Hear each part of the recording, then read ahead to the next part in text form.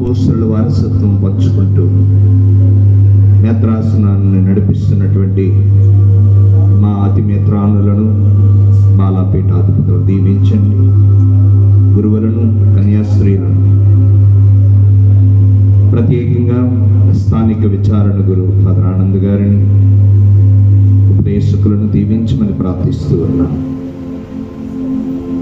ఇప్పటి వరకు ఈ గ్రామానికి సువార్తను అందించినటువంటి ఎంతో మంది గురువులు శ్రమ కోర్చి, ముఖ్యంగా ఈ నదిని దాటుకుంటూ